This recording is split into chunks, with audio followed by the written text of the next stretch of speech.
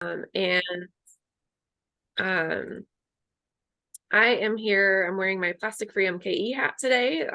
This is a coalition that we started in 2019, so I'll talk more about that. My background, I moved to Milwaukee in 2017 to get my master's in freshwater sciences and technology, and started working with Milwaukee Riverkeeper after I graduated. Milwaukee Riverkeeper is a science-based advocacy organization working towards swimmable, fishable, drinkable waters in the Milwaukee River Basin, which flows into Lake Michigan.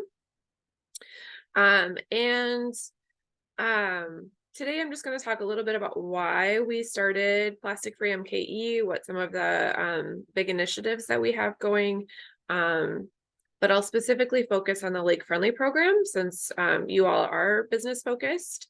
And I'll talk about some of the opportunities that are surrounding this type of programming and how you all can get involved. But in general, I'm just going to talk about plastics too, because it's such a big pervasive challenge that we're all facing. So I'll kind of give you some background on there. Feel free to jump in anytime with questions, or I can hang out for a little bit and answer questions at the end too. So what's good about plastic? I like to talk about this a little bit because products don't rise in demand for no reason. And it's really difficult to imagine when we look at pictures of landfills and plastic pollution like this, but plastic does have benefits. Our name is Plastic Free MKE, but we're not actually advocating for, getting rid of all plastics, because that would pretty much be impossible at this time. But we are looking at we would like to reduce unnecessary plastics and single-use plastics. So it does have a lot of benefits. It's lightweight, it's easy to carry, it makes our food last longer, it's convenient, it doesn't break down, it's cheap. So there are serious benefits to the healthcare, auto industries, safer wiring for our homes and businesses, things like that. So we don't need to get rid of all plastics. But if there are so many good things about plastic, where did we go wrong? And that's the conversation we want to have with folks. So this is a graph that's just showing that plastic production has increased more than 20 times over the last 50 years, and it's continuing to increase really rapidly. Synthetic plastic was invented in 1907, and every piece of plastic ever created since then still exists. There is no way. There's no way to really get rid of it. You can burn it and create a really toxic ash product from that. And then a lot of the microplastics go into the air when we do that. So that's the most away plastic can get. But it all still exists in one form or another. And the rise in creation of plastics is mostly because of this massive rise in demand. But about half of plastic created is specifically used for single-use products like bottles or bags. We are buying 1 million plastic bottles every minute. And we're using 9.6 million plastic bags every minute around the world. And you can kind of, there's a link I can share with you where you can watch those numbers climb in real time, which is a little bit horrifying. And the demand for plastic is expected to continue growing over the next few decades, particularly because as we're switching from fossil fuels to renewable sources of energy, the fossil fuel industry is looking for a new source of revenue, and they found it in plastic. So some of the rise in this demand comes from these industries really pushing plastic on us. They say necessity is the mother of invention, but that's the opposite when it comes to plastic. Invention is the mother of necessity. 20, 30 years ago, you'd go out for a meal and you wouldn't automatically be offered a plastic straw with your beverage. And now that's not the case. We've kind of, as a society, forgotten how to drink without plastic straws. And that's because those were pushed on us by the plastics and fossil fuel industries because they wanted us to buy more single-use products. So a lot of the ways that we use it are not necessary. We've just been so inundated with these things that we are used to them now. So lobbyists from the fossil fuel, the plastics, and the chemical industries are fighting really hard against legislation to reduce plastics. And in fact, in Wisconsin, in I think 2010, we passed a ban on bans at our state legislature due to pressure from these lobbyists. And that ban just simply says that no municipality in the state of Wisconsin can ban, tax, or place a fee on any plastic auxiliary containers. So that's like bags and styrofoam containers and things like that. So these three industries, fossil fuels, plastics, and chemicals, have joined forces, and all three of them are really powerful on their own, but they've all joined together to really keep us using more and more plastic. So they also try to convince us that if we, the consumers, would just do a better job of recycling, then the plastic pollution problem would be fine, and we could all continue using plastics the way that we are used to and would like to continue. So we'll kind of debunk that myth in a little bit. But so where are some of the harms of all this plastic that we're using? So why do we care about these things? So plastics are impacting our health. We're all ingesting about a credit card's week of plastic each week, and that's coming from the air that we breathe, the food and beverages that we ingest. Researchers and medical professionals are not entirely certain what the plastic is doing inside of our bodies, but there's mounting evidence that the toxic chemicals used to make plastic can impact our health. So plastic is made from fossil fuels as its base, and there's thousands of chemicals that are added to that to make it do the things that we want it to do, to make it stronger, or softer, more flexible, or different colors, and to give it the different properties that we want for it. Those chemicals don't necessarily stay in the plastic. So as we're using it, those chemicals are leaching out into our bodies. So not only are we ingesting fossil fuel-based products and all the chemicals that they're contained of, is that those chemicals don't stay in the plastic. They actually move around our bodies in different ways. And they're moving around in the environment in different ways too. So plastic is not just an environmental issue, it is also very much a public health issue. And so more and more evidence is coming out that this is causing harm to our health. Plastic does also impact our rivers, lakes, and oceans. So 80 to 90% of the trash collected along the Great Lakes is plastic, and there will soon be more plastic than fish in our oceans. So this is obviously impacting the health of the environment and the wildlife that depend on it for survival, including humans. 22 million pounds of plastic are entering the Great Lakes every year from our rivers. So that's feeding into the Great Lakes ecosystem. And actually, very concerning to me as a Milwaukeean is that 11 million pounds are entering Lake Michigan. So half of the plastic entering the Great Lakes each year is coming from the cities and states around Lake Michigan. So that means that here in Milwaukee, we can have a big impact on that number if we can reduce our plastic consumption. And then plastic is also driving climate change at every single stage of its life cycle, from production to disposal, and will soon be a larger driver of climate change than even coal is. So again, these plastics, fossil fuels, and chemical industries are really fighting to keep us using as much plastic as possible, so that we can continue to fund their pockets, basically their CEOs and everybody, because every single part of plastics usage and disposal is driving climate change. This is a really big concern for folks who are concerned about climate change. So let's see. Oh, there we go. So Plastic Free MKE, I'll talk a little bit about, that's kind of the problem side of things. Now we're going to talk more about the solution side of things. I do like to prefer to focus on solutions. So Plastic Free MKE, our mission is to reduce the harms that unnecessary plastics have on environmental health, public health, and social justice. So we're going to center those most harmed by plastics. So folks who have a harder time avoiding it, who are impacted, their entire lives, like youth. Babies are born with plastics already in their systems. And so that's a huge issue. We also want to build a community around plastic alternatives so that folks who have the ability to can make changes and reduce their own plastic consumption. We really want to advocate for producer and polluter accountability. So again, this shouldn't be just on the individual to make different choices, but our producers and manufacturers need to be doing better as well. And we also want to use collaborative problem solving to eliminate plastics in the Milwaukee area. So we envision a healthier Milwaukee for everyone, free from the harms of unnecessary plastics. And so our vision is really broad, and that allows us to work with a lot of different partners and areas that people might not initially think of as being related to plastics. So for instance, we're working with community gardens. because they are producing food for the community that's not wrapped in plastic. So kind of our beginnings. So these are some photos from our initial meetings. So we started in 2018. We were a grassroots effort of a small group of citizens concerned following China's decision to close its border to the contaminated recyclables that the US and other Western countries were sending it.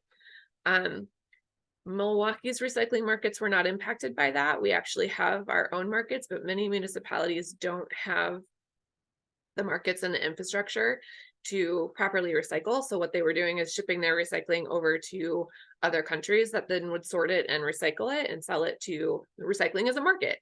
It's a business. You have to have someone willing to buy the product to turn it into something else for it to work. And we weren't doing that really well here in the US. We were mostly shipping our recycling over to other countries. That's still happening. It's just not going to China anymore. But anyway, the initial change in policy from China kind of spurred our citizens to take action and to think differently about how we're using plastics in Milwaukee. And we went really quickly from a focus on cleanups and trying to recycle better. We realized how big the issue was. And then we switched really quickly to a more of a turn off the tap kind of focus. So what are the bigger initiatives that are really actually going to reduce our plastic usage and consumption, which will then also create less plastic waste. Recycling is not a really effective solution, and this was kind of the impetus for our change in focus. But only about 9% of plastics are being recycled globally. But that number does include burning and shipping overseas for processing, which mostly means burning. So only about 2% of plastics are being actually recycled the way that you and I probably think about recycling, right? Which is like turning a plastic water bottle into another plastic water bottle. Only about 2% of plastics are actually being recycled in that way. And so even as these industries, again, are telling consumers to just recycle better, and they're promising to double or triple the efficiency of recycling and the effectiveness of recycling, that's still, even if we triple that number, it's still less than 10%. So that's a problem. It's recycling is just never going to be an effective solution to the plastic pollution problem. So we need to focus on other solutions as well. So Milwaukee Riverkeeper joined this coalition of volunteers, this group of volunteers, and we formed the coalition. We brought in all of our partners, all of the other different nonprofits and agencies and businesses that we were working with to build a more cohesive movement. And we really didn't want to be another single nonprofit organization. Milwaukee has a lot of those already, and we realized that it would actually reduce the amount of resources and effort we could be putting into this. So we're a movement comprised of dedicated community volunteers, nonprofit organizations, government agencies, and businesses. All of our programs are volunteer supported, but then we do have that coalition of entities that are giving it some strength and a little bit more stability. We now have over 40 coalition partners, about 50 volunteers, and 30 lake-friendly businesses. We have one lake-friendly neighborhood and a really kind of robust online community, all working together on the plastic problem in Milwaukee. And one of our initial initiatives was our pledge. So we do want people to understand that they are more powerful than they might initially think. Individual actions do make a difference. And if you have the ability to take action in your own life and reduce the way that you use plastic, that is excellent. Our pledge is designed to help people along that movement. Our focus is on improvement and not perfection. We don't need, a few people completely going plastic free in their lives. We need everyone reducing their plastic consumption in little ways, right? So that's going to really build that movement. It's really going to build the awareness that this is a problem. It's really going to hit those industries hard. And it's going to show our elected officials that we care about these issues. So the pledge gives, personal examples on how to reduce our plastic consumption. So it tackles the big five. So water bottles, plastic bags, utensils, takeout containers, and straws, and helps folks kind of cut those things out of their lives. But we really encourage you to take, one thing at a time. If you try and do it all at once, it becomes really frustrating, and then you completely go the other direction and you wind up not cutting out any plastic at all. So we encourage folks to like pick one thing and really work at it until that becomes a habit and a part of your life, and then choose another thing. We also have pledges now for businesses and also for folks looking to reduce plastic throughout their whole home. So how can you reduce plastic in the kitchen? How can you reduce it in the bathroom? Things like that. So these pledges are really impactful. We want folks to understand how they can make a difference on their own, but we also tell folks to act with others. Again, it's going to take more than our own personal choices to really make a big difference. So we encourage folks to, challenge their friends to participate, write letters to elected officials and newspapers, things like that. Join groups and take actions, volunteer, things like that. We say get drastic about plastic with others. So we really do support these individual actions, but this is actually not the overall focus of Plastic Free MKE, because those individual actions require time or money or access to resources that not everyone has in order to lessen, your individual exposure to plastics. And so if you can do those things, that is great. But our movement really is trying to stay focused on these systemic community level changes, because this will have a larger, longer term impact for everyone in our community. So these are some of the bigger initiatives that we've been working on. We have like grocery store educational initiatives. This is our plastic bag monster. They're holding a sign that says, how many plastic bags am I wearing? And it's the average number of single-use plastic bags that a person in the United States uses in a year. So they are actually wearing, and we ask people to guess, and you get like wildly different numbers. They're wearing 500 single-use plastic bags. That's kind of at the low end of the estimates. It kind of depends on who you ask. So an individual uses about 500 single-use plastic bags in a year, and a household uses about 1,500. Those are the numbers that we see pretty frequently.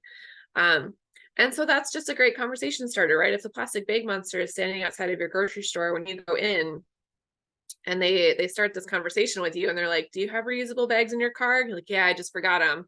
They might nudge you to like, hey, can you turn around and go get your reusable bags? Like, this will make an impact. This is a great thing for you to do. So we have those conversations with folks. Sometimes we're able to, there's a group that we work with in Madison that got grocery stores to actually have like discounts on reusable bags, or incentives from like Dairy Queen or something like that. Like, if you do bring your reusable bag, you'll get a free, sundae or something. So trying to really encourage and incentivize folks to bring their reusable bags. So we have also supported some, low waste, near zero waste events and runs. We worked with Milwaukee Marathon. Milwaukee is a city of festivals and a city of, neighborhood get-togethers. And so we've supported like the Bayview Bash and Bastille Days and things like that to reduce their plastic consumption. We've also worked with both the city and the county on their purchasing and protocol policies and procedures. So the city of Milwaukee banned straws because straws don't contain anything. So that helps get around the language in the ban on bans is you can't ban auxiliary containers, but a straw doesn't contain anything. So the city of Milwaukee found that loophole and banned straws. The county also added plastic bag language to their vendor contracts. So now if you want to run a business on county-owned property, when you sign that contract with the county, you have to agree not to use styrofoam, balloons, plastic utensils, plastic straws, all sorts of things. So we found a couple loopholes around the ban on bans, but we had to create a lot of that language on our own. The county ban in particular, our sustainability coordinator at the county could not find any language around the country to be a model for what he was looking for. So he had to write that from scratch. So we want to be that model then. We want to go to other counties in Wisconsin that are facing the exact same ban that we are and say, hey, you can write this into your vendor contracts and you can reduce plastic in this way. We're also working to bring a citywide reusable container program to Milwaukee that would cut out millions of single-use plastic cups and takeout containers. So if you come to Milwaukee for Summerfest, for example, right now, when you leave the grounds at the end of the night, you basically have to wade through a sea of single-use plastic cups on the ground. But if we're able to bring this reusable container program to Milwaukee, when you go to Summerfest, you would be handed a plastic reusable cup that would get used hundreds of times before it's disposed of. And so that will really cut down on the amount of single-use plastic cups that we're using. And hopefully we can use that same program for to-go containers as well, so that when we go to our favorite restaurants and get food to take away, we're given a container that we would bring back, potentially even somewhere else, to get washed and reused again. Our lake-friendly suite of programs supports restaurants, bars, cafes, neighborhoods, and events in reducing their plastic usage. We'll talk more about that in a little bit. We have lessons that we use to encourage school-age children, since they're impacted by plastics their entire lives. They're also tomorrow's decision makers, leaders, and consumers, right? So if we can educate them from a young age about the challenges with plastic, then they'll grow up understanding their opportunities for making change. And we're building communities of reuse through stuff swaps and clothing swap events. So Plastic Free has hosted or co-hosted, I think 3 or 4 in the last couple of years. And these are really successful. And just like reminding folks that like, oh, hey, you don't have to just throw this stuff away, bring it and give it to someone else. It's all free. So we want to get away from the model of, giving things to for-profit, like thrift stores and things like that are making money off of this. We just want to give it directly to other people in our community. So building that community, building awareness through, talking with our friends and our neighbors, things like that. So those are some of our larger initiatives. And so I also wanted to focus on specifically the Lake Friendly Business Program a little bit today. So this is our program. We're just supporting businesses and reducing their plastic footprint. These are, oh, I need to update this slide. Actually, we have a couple more businesses that have joined. So many of these businesses joined our program really early on in like 2018, 2019. In 2020, we had the goal of reaching like 50 businesses. And then of course the pandemic hit. So we lost a few of our early adopters, but we've had a bunch of new businesses join on. So the city of Milwaukee is a very big part of our coalition. And the health department actually is super impactful as well. So our health department actually has information on the Lake Friendly Business Program. And so when they're doing their annual inspections, they can suggest that a business like, hey, you're doing really well. Have you heard of this program? Do you want to join it? Or if a business that is lake friendly is maybe has changed some of their policies, they could say, hey, would you reach out to Plastic Free MK and they can help you get back on track with this. So we have this great partnership with the health department. They also sent out a letter in early 2021 or 2022, I believe, reminding folks that reusable plastic or reusable containers are safe. So there was this misconception pushed by the plastics industry again during COVID that reusables were not safe because of COVID. But it turns out that's not true. Everyone kind of switched to like, oh, everything needs to be single use and it needs to be wrapped in extra plastic to be safe. But all of those things, the wrappers and the single use plastic things, could still carry COVID. So actually reusables were very safe. So the health department came out with a very strong, like, reusables are safe. You don't need to switch to disposables to protect your employees and your customers from COVID. And then they also talked about the straw law, and they talked about the Lake Friendly Business Program. So we had a ton of businesses reach out to us after that letter went out and saying, hey, we're already doing these things. Can we join your program? So that was really great. We would still like to really boost our numbers. It's been a little slow since COVID, just because we know that food service businesses run on really tight margins, right? And so making some of these changes can be really difficult, but we're still working on building awareness to help support businesses. So here's the kind of checklist that we go through with our businesses. So we ask them to use all reusable tableware for food and drinks for in-house dining.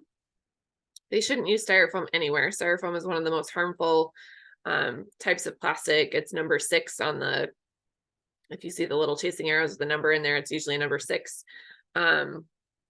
We talk about following proper recycling practices, because if we are going to be using plastic, we do still want to use recyclable plastics, even though recycling is not a good solution. It's not going to fix the plastic problem. We should still be recycling when and where we can. So here in Milwaukee, that's usually numbers 1s, 2s, and 5s.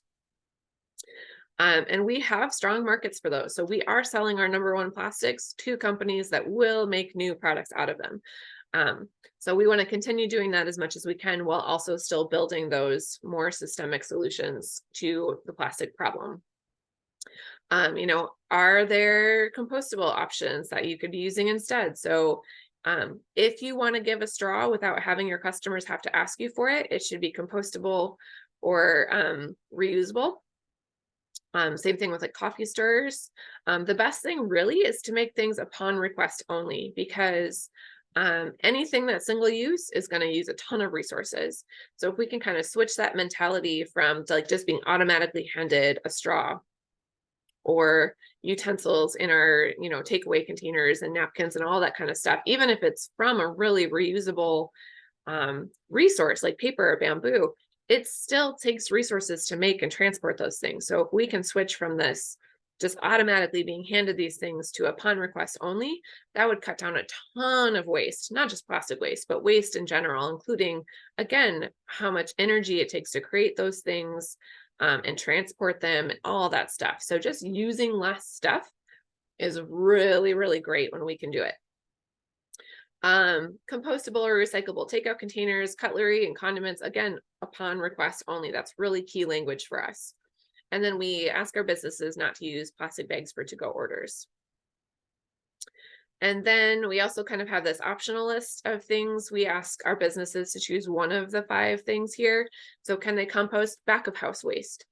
That's very different than composting front of house waste, because there's a lot more contamination when you get the customers involved. But can you do that? That's really great. If you can avoid selling beverages in plastic bottles, providing and displaying discounts for bringing your own containers. And then here's the one that people kind of look at me like, what does this have to do with plastics? Install and maintain a cigarette butt receptacle. And Hold On to Your Butt MKE is a local initiative. You can make your own, but most people don't know that cigarette butts are actually made of plastic.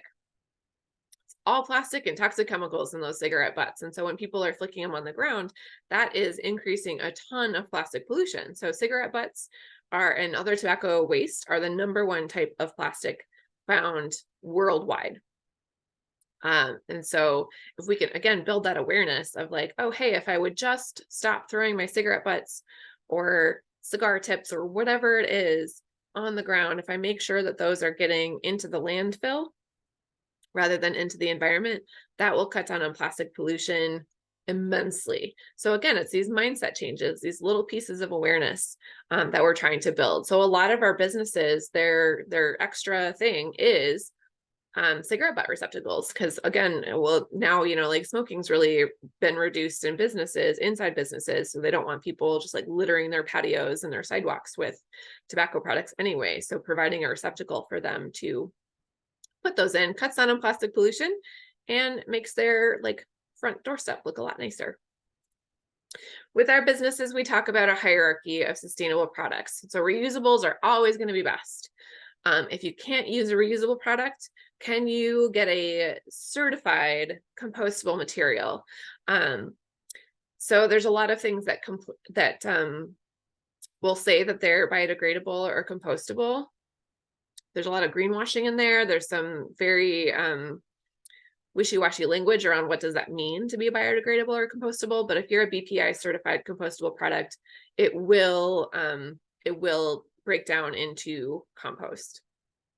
The challenge is still that there are some chemicals in those products, like bagasse sometimes has PFAS in it, which if you've been following anything about water quality lately, you know that PFAS are chemicals that get into our water that don't ever break down in the environment or in our bodies, and they can be carcinogenous. So just because it's compostable doesn't mean it's like making good compost. It's taking that product out of the landfill or the environmental trash kind of waste stream, but it is still not a perfect product. So again, reusables are always going to be better.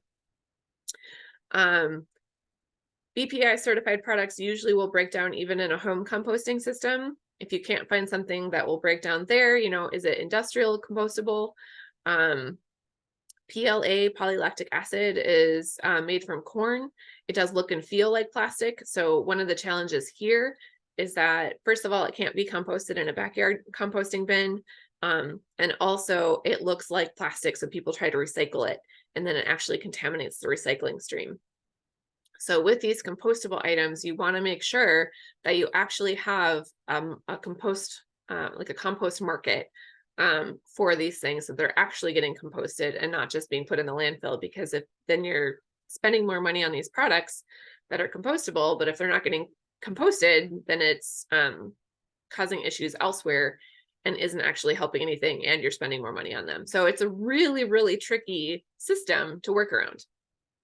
If you can't, if you don't have good composting systems in your area, or if you can't afford the really expensive, VPI certified compostable materials, can you buy plastic products that are made of recycled content and are also recyclable themselves? So again, in Milwaukee, that's usually 1s, 2s, or 5s, or metal, aluminum to-go containers are like my favorite, because scrub that food off of there and they're really, really recyclable.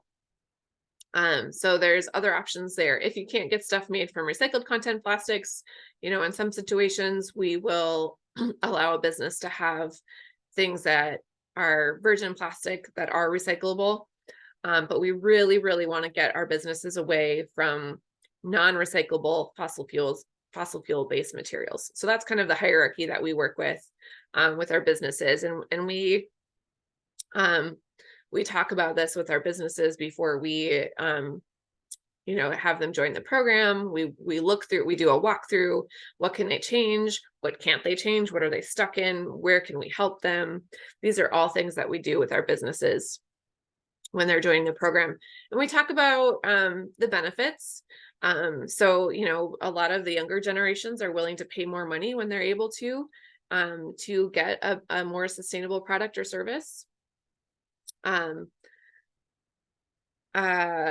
Consumers are choosing brands that are associated with a good cause. There is a lot of, greenwashing that's happening. So it's hard for the individual consumer to really know who's doing the actual good work and who's just saying they're doing the good work. But consumers are going out of their way to find more sustainable brands these days. And people like to choose restaurants they feel good about, the farm to table movement, right? You put, you're a farm to table business, and people look for that sort of thing. We have a map on our website that shows where all of the lake friendly businesses are. So if you're out and about and you want to see if there's one near you, you can pull up our map and be like, oh, there's a lake friendly business 2 blocks down. I'm going to go there versus going to this other business that isn't lake friendly. So it doesn't really matter if you believe in climate change or care about the environment. Statistics are showing that this is what the next generation of consumers want. So that right there is a benefit to instituting these sustainable practices. And, this makes your employees feel good about working with you as well. We hear a lot of, we've had servers and cashiers and folks reach out to us like, hey, can you work with my business on, reducing this type of plastic? I really hate, giving my customers this every single day. Can you work with us on this?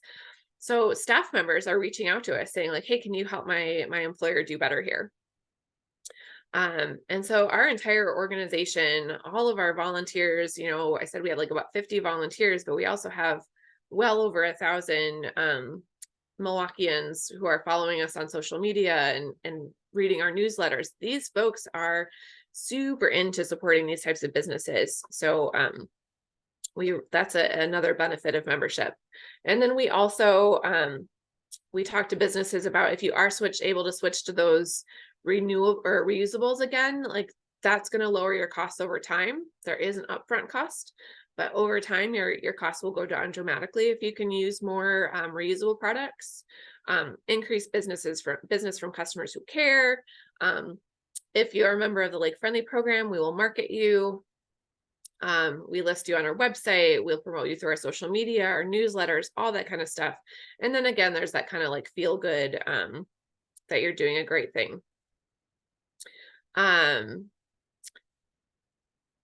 then I wanted to touch really quickly on our straw law in Milwaukee. So this again is all food establishments like bars and restaurants in Milwaukee are not allowed to give you a plastic straw unless you ask for one.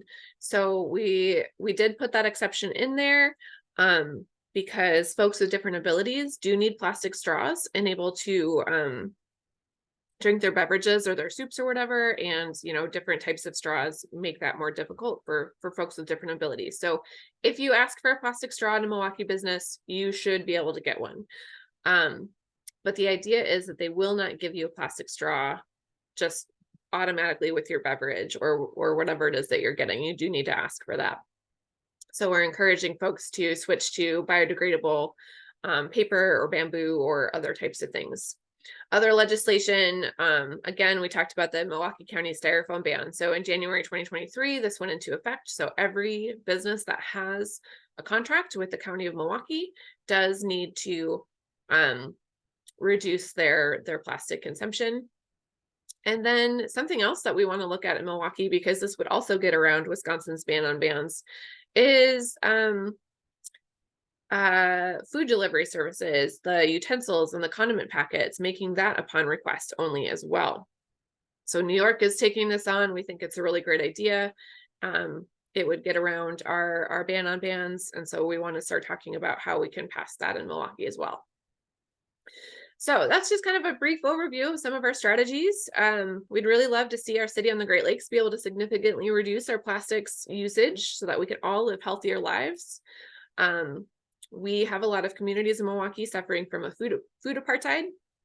And so the folks living in those areas without access to fresh food, they're eating more food that's packaged in plastic, and we are learning more and more about the health impacts of that. And then, of course, all that extra packaging makes it into the environment. So that's one way that if we can help tackle that issue, we can really quickly help improve the lives of people in Milwaukee, even if they don't have the resources to be able to work on this problem themselves.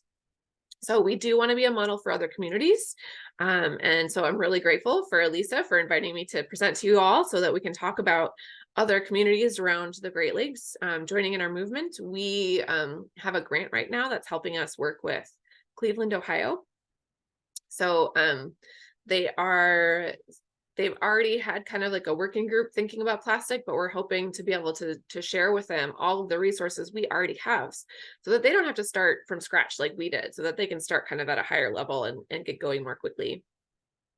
And then I'm also working with other communities around Wisconsin too. The county legislation, can we quickly spread that to other counties throughout Wisconsin and build that statewide movement and then get more awareness so that we can overturn our ban on bans and maybe actually take even more action. So these are kind of the ripple effects that we're really hoping to work on. And so I usually end with a how can you help slide, just because it's taking action always feels good. The plastic problem is very large. It's very challenging. Again, we're fighting these 3 massive industries. So taking action can help you not feel hopeless about how difficult this challenge is, and that many hands make lighter work of any problem, right? So we're really proud of what we've accomplished so far. We're excited to keep working on this. So if you're interested, you feel free to follow us on social media, join our newsletters, things like that. If you want to know more about the Lake Friendly Business Program and how we started that, we actually borrowed our guidelines from Surfrider, which I know there are other Surfrider chapters around the Great Lakes. So their ocean friendly program is very similar to ours. And so that's another way that you can help support businesses in reducing their plastic consumption.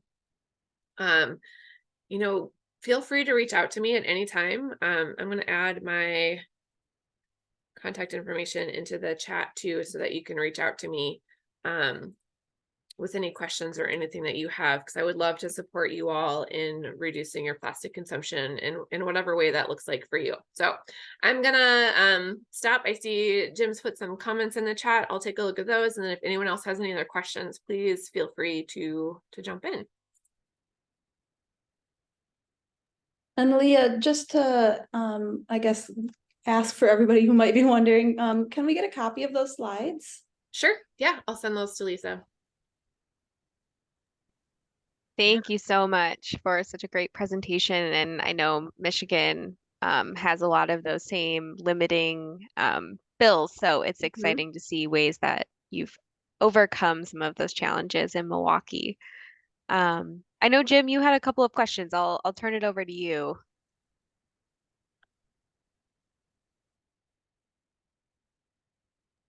Or I can read them too if they're muted, but I think you wanted to know how long Milwaukee has been doing the program. Yeah, so our volunteers started gathering in 2018. And we were getting like 30 to 40 people coming a month to these meetings. And that's when we formed the coalition in kind of like early 2019. So we've been around. We just celebrated our 5-year anniversary this past summer. So yeah, since 2018. Terrific. Well, it sure sounds like you've done a lot. Thank you, Jim. I appreciate it. And yeah, please reach out to me so that we can chat and talk about how, Detroit can take on some of these actions. Yes, we'll definitely do that. We have a Green Task Force meeting. Actually, it's going to be more of a Christmas party, but it'll still be a meeting next month. So I will definitely bring it up. Great. Thank you. Yeah, we've had a lot of interest among memberships in making this a more formal and focused initiative for the Great Lakes Business Network. And so it's a little bit of a bummer that our attendance was low today, but we'll definitely share this out with the network and hope to find, future ways to partner and maybe support businesses in this type of work at their business. But I'm curious, is there anything moving on the national level or like any regional policy that GLBN can be supportive of? Yeah, absolutely. Every year for the past few years, the Break Free from Plastic Pollution Act has been introduced in Congress. And every year it sits on somebody's desk because it won't get any further right now. So that's something that GLBN can support and members can support too, right? Because getting more folks to talk to their elected officials about it will get more pressure on our elected officials to move it forward. So the Break Free from Plastic Pollution Act is a big one. We just learned about another one that's being introduced called the Farewell to Foam Act that would ban styrofoam. So a little bit smaller than the Break Free from Plastic Pollution. Break Free from Plastic Pollution would really, it would put more of the burden on producers and manufacturers. So we love that. It would, what else? It had some really good things in it. It's a pretty strong legislation. I haven't read the Farewell to Foam Act, but we did, we glanced at the bullet points and we supported it. So Plastic Free, MKE, and Milwaukee Riverkeeper signed on to that.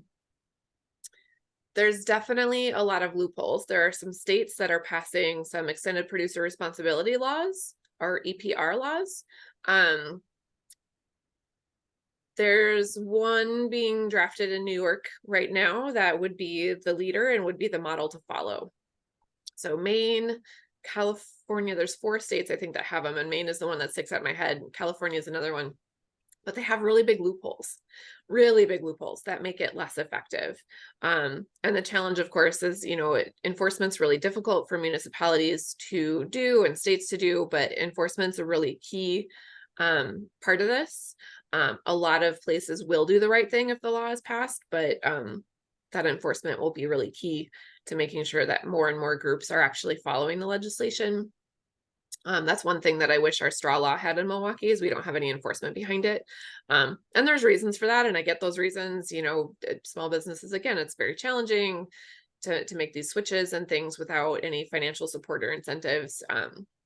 But enforcement would be really helpful in making sure that they actually did start to make those switches.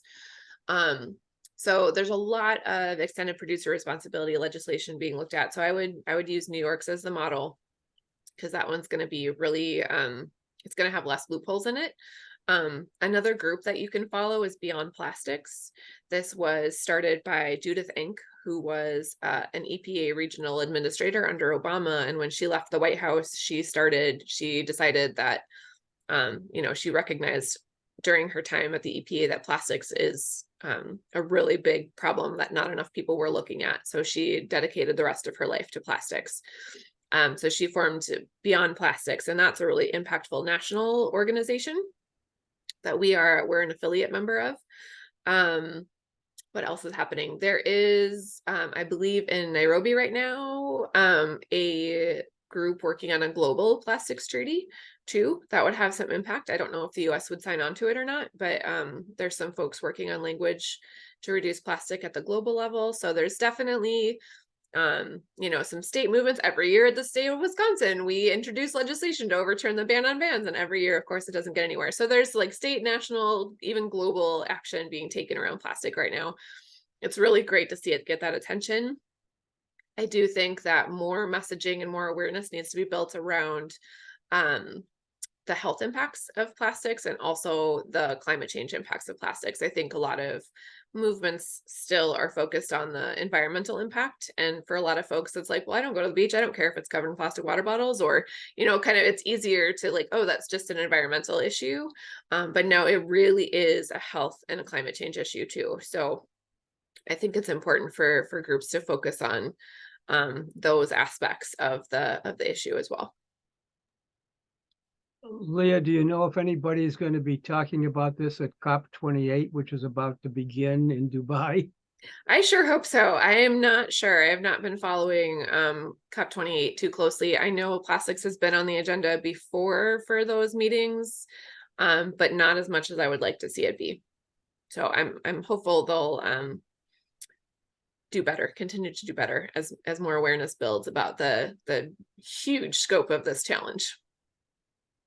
Well, that's for sure. Lisa, have you been taking notes on these various organizations that Leah has mentioned, so you can pass their websites out, assuming they all have websites, to everybody in GLBN?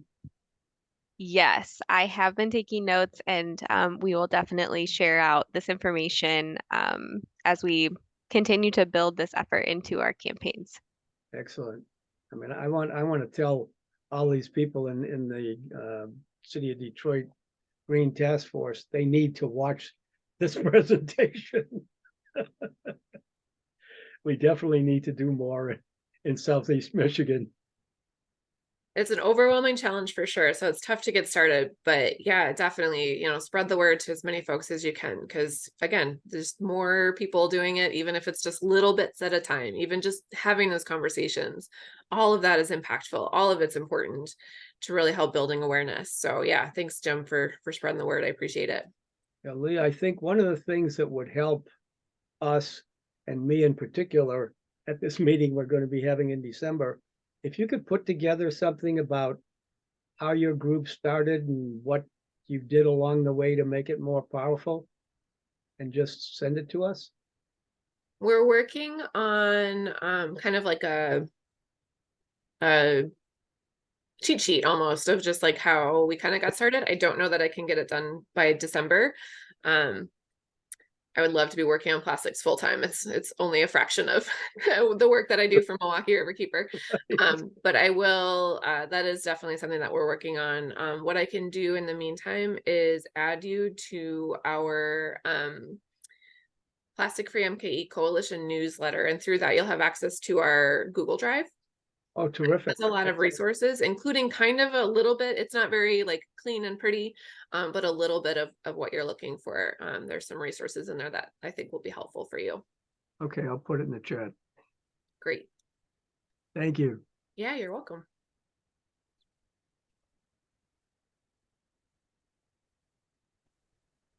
I had one more question, but does anyone else have a question?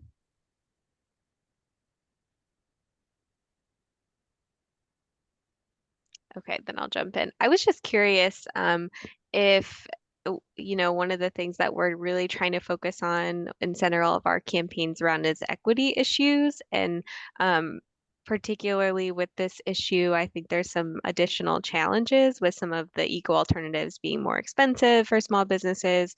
And also, you know, like if people don't have access to a reusable bag or things like that. So I'm curious, is there any type of resource or like support system that you can think of that helps overcome some of these challenges, or is it still just sort of a lingering concern? That is a great question, Lisa. Yeah, it's definitely a big challenge. So that's one of the reasons why we focus on the systemic changes, because those will benefit everybody. You know, like you said, alternatives are expensive. They're not available everywhere. You know, this is something that we recognize really quickly. Not everyone can afford a $50 really nice, like insulated, you know, aluminum water bottle. So there's, I think the ways to really target that challenge are working on food equity, because that does hit both food access and reduces plastic kind of at the same time. So food is a big issue that we're focused on. Making sure that there are subsidies or support or initiative for businesses to join these efforts, so that it's easier for a business in a low income area to, you know, spread these benefits to their communities, right? So a lot of the groups that are a part of the Lake Friendly program already are on our wealthier communities and neighborhoods that were already doing these things because they already had the resources to do them. So how do we make this program more accessible to groups that don't have the money for the initial costs that might be associated with switching to reusables or, you know, compostable items, things like that? How do we focus on that? So when resources are available, making sure that they're going to the communities that are most at need, but really just focusing on these systemic issues will bring benefits to everyone without additional burdens, hopefully, on anyone. So that's kind of the goal there. But yeah, it's a big challenge to focus on equity with this, because the solutions that exist now tend to be individual focused and expensive and not accessible to everyone.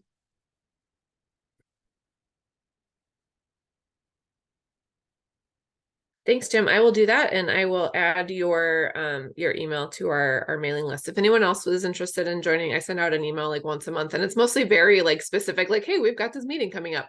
But it does. You're welcome to join the meetings if you want. But we also have a shared drive that I can connect you with through that mailing list. Yes, thank you so much. And I do read your emails every month and have been sharing them out to the network, Yay. certain opportunities. So Awesome. Thanks, Lisa. excited to be on that list. Well, if there are no further questions, thank you so much, Leah, for presenting today and all this great information. And I'm really excited to continue this partnership and find more ways for GLBN businesses to help support all of the great work you're doing.